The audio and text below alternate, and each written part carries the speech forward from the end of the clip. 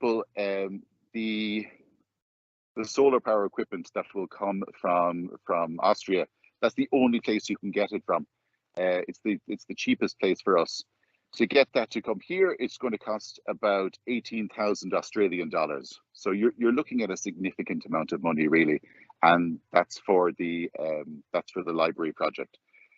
Development, it's somewhere similar. You're looking at about 15,000 Australian dollars to get the library building redeveloped, put the new ceiling in, sort out the floor, clear up the electrics and what have you. So everything here is expensive, but what I believe is once you get in quality, it's going to stand the test of time. And it will be here in 10, 20 years' time as the university continues to grow. So there you are. Any questions? I think that's very good, Alan. I think you've covered all the aspects of what's going on, some of the education curriculum and then the physical development, and also your hopes and dreams of where it might go. So I think that's very good. Thank you. Yeah. Now, just one other thing I'd say, Roger, is because it's a Catholic university, and for all of the courses, whether you're doing education or business, there will always be a Catholic component. So there will be things like social ethics, there'll be things like theology, philosophy. So the idea is that we're not just producing teachers, or we're not just producing business people. We're producing, business people with a proper sense, and teachers with a clear sense of Catholic identity. Some of the students won't be Catholic, that's fine. But the idea around, what are social ethics? How are we living them out in their lives, and how do they impact what they do? How many students would you have there at this moment?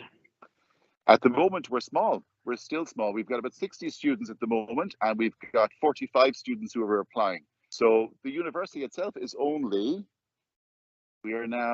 this is 4 years, 4 years old, and you need to factor into that then we had COVID, which basically put the kibosh on us here for the bones of 18 months. So we're still finding our way.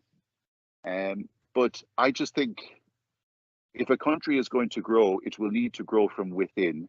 It will need to grow from its own people. And if it's going to be sustainable, it has to be of the land itself, because people coming in and doing the work and then flying out again, that's not a great model, Like, we have people who are coming, our student fees are like, it's $100 for it's $200 a year for the guys, it's $100 for the women per year to do a degree. Now, for the rest of us, that's US dollars, so it'll be 300 and 150. For us, that seems really small, but for the people here, that's a huge amount of money, and they have to work and graft to get it. So when they get here, they're very committed, particularly the women who come here. And we have women who will come and they'll have their babies with them. And so the babies will stay outside and we'll sort out a minder, and the women will go inside and study. And these are the ones, the motivation, Roger, is extraordinary, because it's not just for them, it's for their family as well. So what they've had to face, and they face some really difficult times, particularly coming through independence, they want to make sure their family never faces again. So their commitment, it's second to none. It's extraordinary. And all of the challenges they face, and they're still here, they're sitting in class, the pens are out, and they're learning. They're just wonderful. Okay, one other thing I'd ask, your teachers, how many teachers have you got, and where do they come from, and how do you pay them?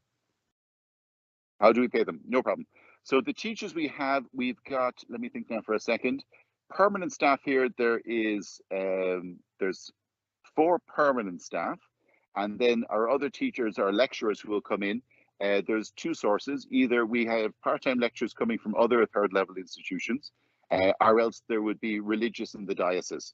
So it's very often the way that the religious that you'll have in the diocese will be among the most educated.